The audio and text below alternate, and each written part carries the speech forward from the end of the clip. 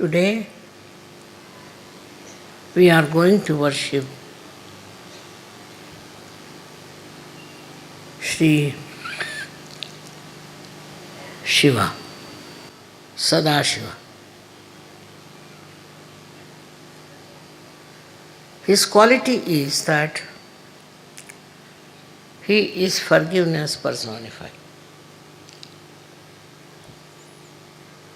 The amount of forgiveness he has helped many of us to exist. Otherwise, this world would have perished. So many would have been finished. Because you know what is the condition of human beings. They don't understand what is wrong, what is right. Apart from that, they cannot forgive. They go on making mistakes, doesn't matter. But they cannot forgive others. This is what we have to learn from Sri Sadashiva.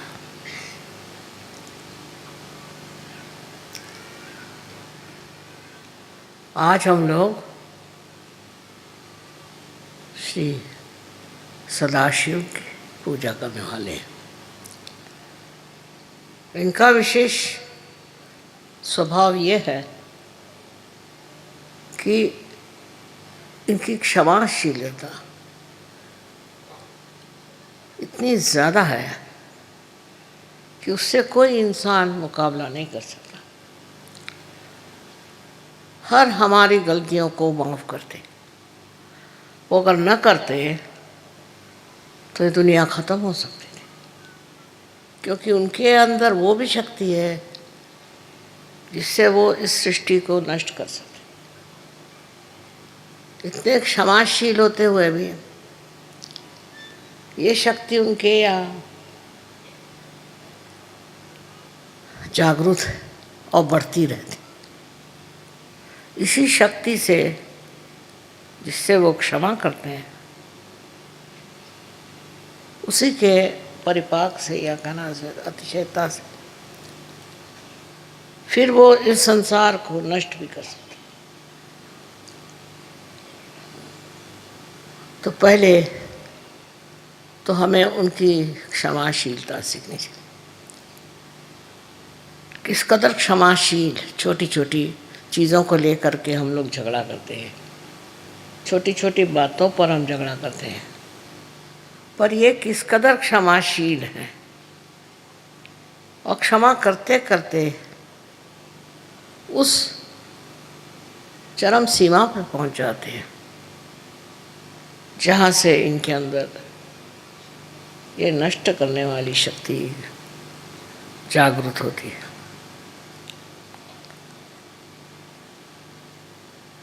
इसी से वो अपने को नष्ट भी कर सकते, इस सारे ब्रह्मांड को नष्ट कर सकते।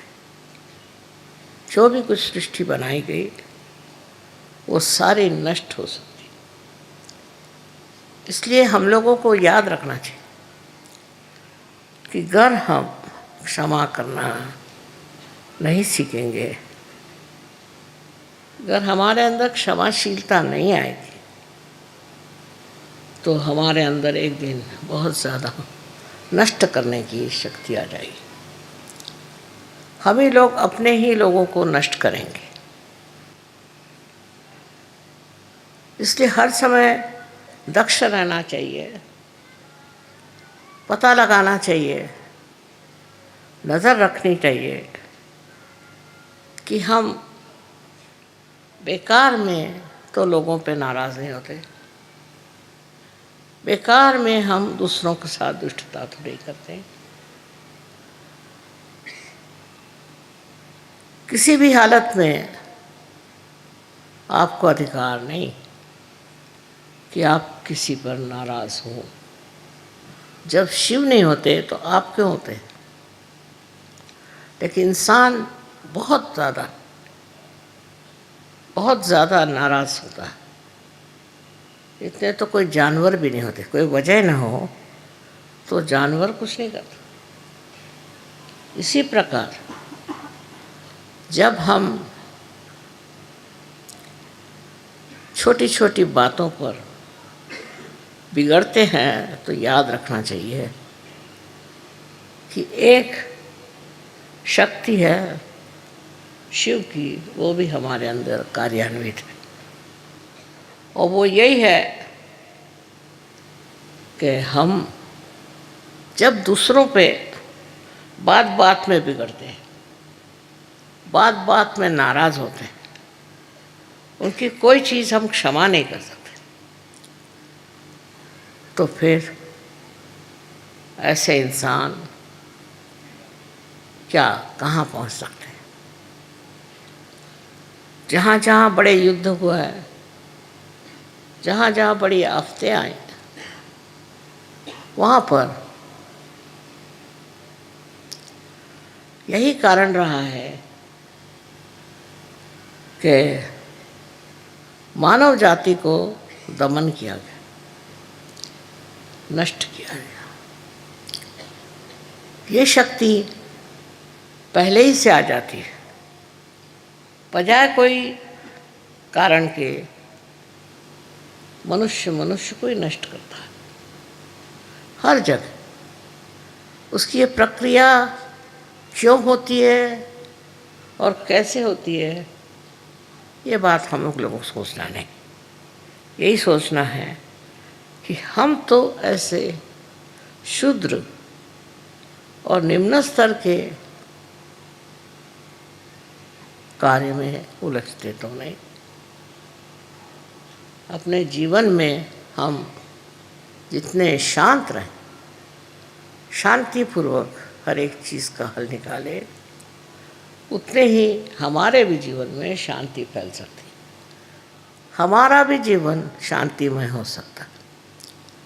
किंतु प्रश्न ये है कि मनुष्य अपने ऊपर ही कोई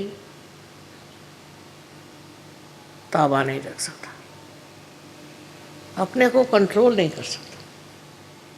उसका स्वभाव ही ऐसा होता है कि उसमें वो बहकता जाता है और उसमें वो संतोष करता है कि मैंने बड़ी अच्छी सबको सज़ा दी, सब पे मैं बिगड़ा, सबसे मैं नाराज़ हो गया।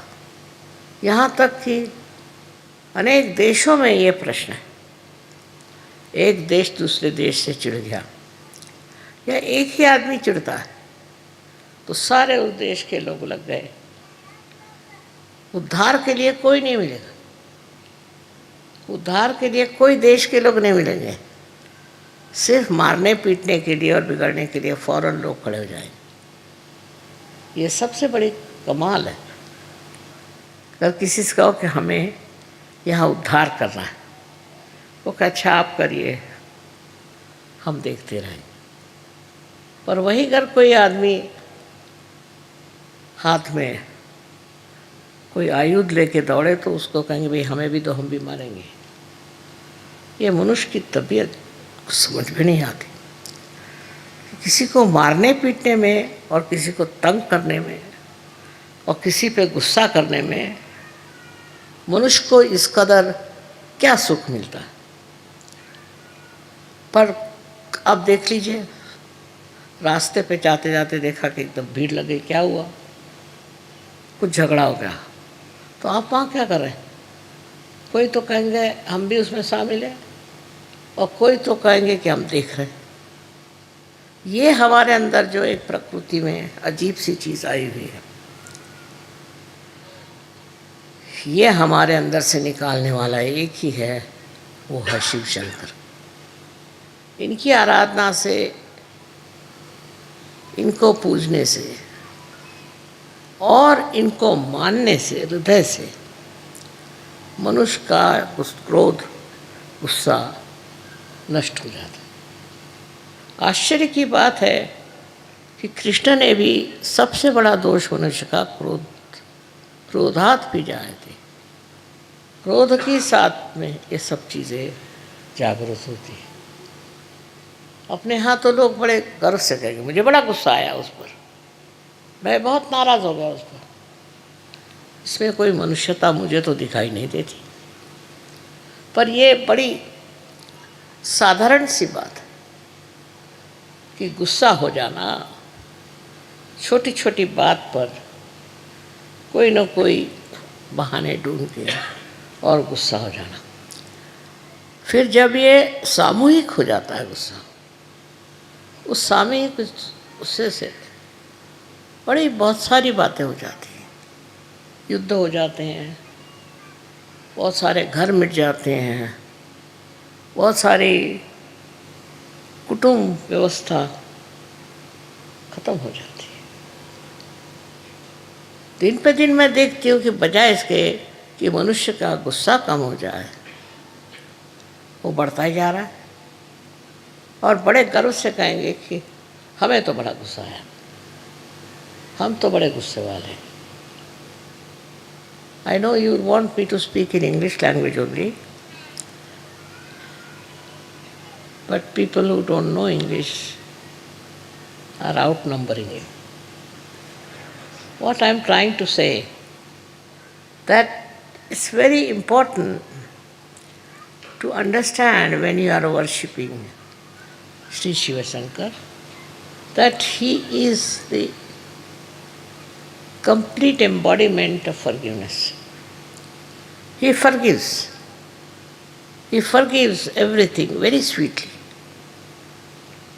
as one would forgive one's own children. He forgives. He doesn't get angry. He's not that easily perturbed. Also, we have certain amount of prejudices. For example, a woman in India, if she speaks, then people don't like it. A woman should not speak, a man can speak. And a woman can never beat. A woman can never beat a man, even if the man kills the wife. That is the criteria of a good wife in India, or a good woman. So you can imagine how men are getting towards their discretion. All this kind of concession that is given is very dangerous. Is the destructive of the whole community. Same I have seen abroad. There are people who go on beating their wives, killing their wives, I don't know, all kinds of things. Because they have married somebody, they think they have every right to expect everything good from their wives, while they may not be at all good. And they go on torturing their wives. Not only that, but in the school, the teachers, they treat the students so badly, the students pick it up.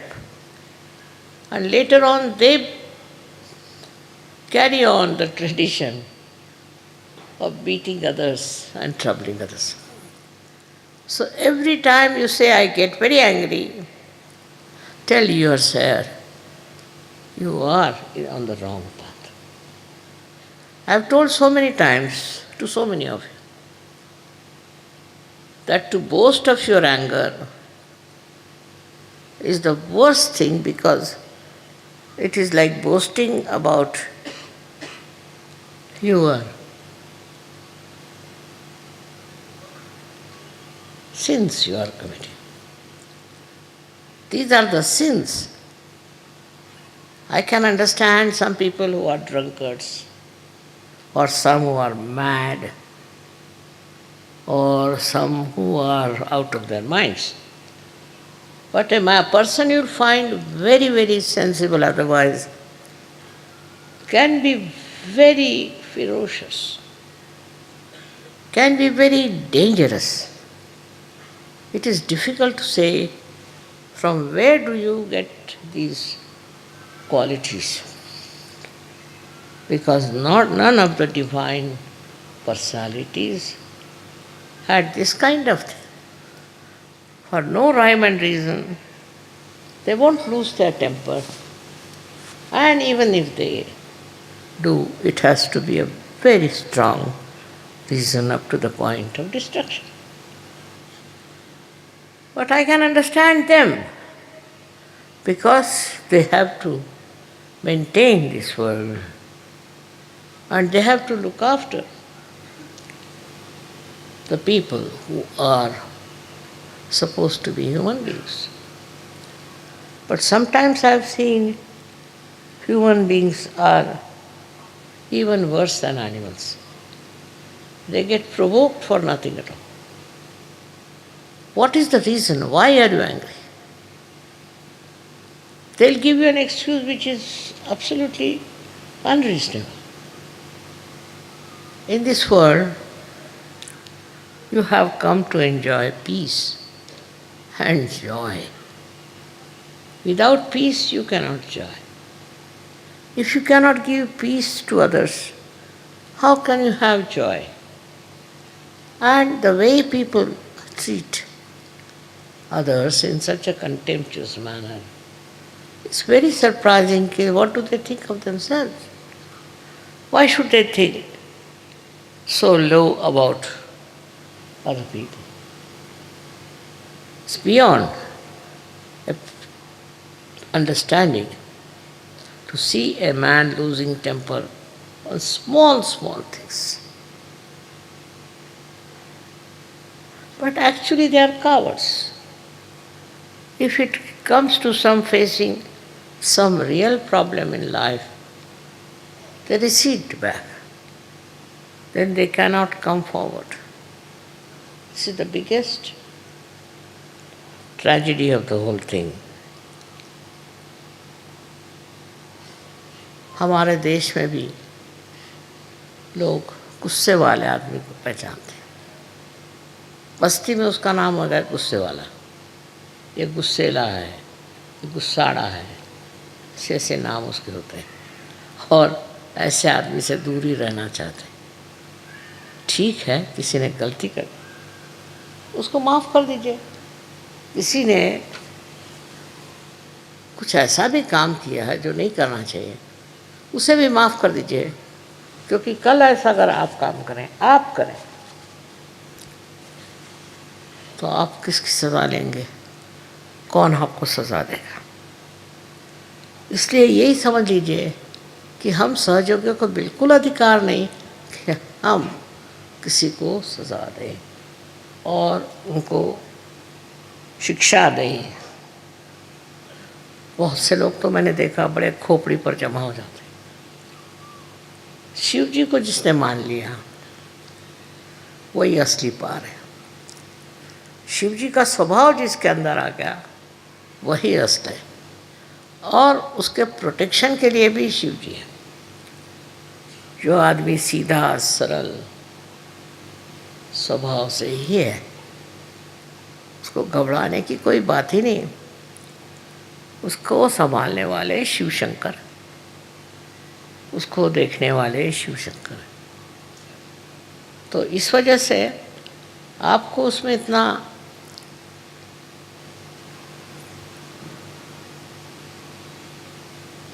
प्रश्न क्या है? क्यों आप किसी से नाराज होते हैं? अजीब अजीब बातें हैं। कोई साहब कहने लगे कि साहब मैं तो बहुत नाराज़ हूँ इस आदमी से। मैंने कहा क्या हुआ भाई? कहले इन्होंने हमारे बाप का सब पैसा ले लिया और हमको कुछ नहीं मिला। तो मैंने ये तो आपके बाप का देखना था, आपको पैसा ले लिया तो ले लिया, आप क्यों भी कर रहे हो? कहना इससे कहना चाहिए था किसको कि हमारा पैसा आप दे दीजिए। आप दे देते, आप ऐसा काम करते क्या?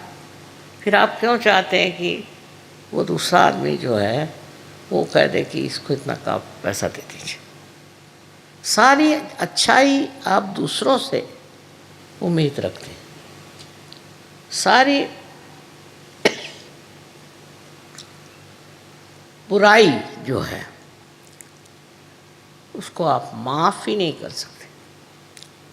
और जो कोई करता है तो उसके लिए आप सोचते हैं कि इसका तो सर्वनाश होना चाहिए। जब तक मनुष्य पार नहीं होता तब तक वो ये भी नहीं देख सकता कि वो क्या है अंदर, इंसान है कि जानवर है, ये भी नहीं समझ सकता। मैं कहूँगी कि जानवर भी बेकार में कभी नाराज़ नहीं होता, अनलेस उसको छेड़े नहीं, वो बेकार में उबलते नहीं रहते।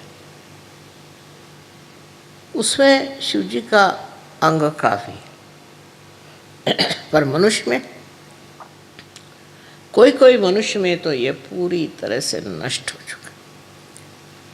वो तो सोचते हैं कि हजारों लोगों को नष्ट करने का हमको अधिकार है।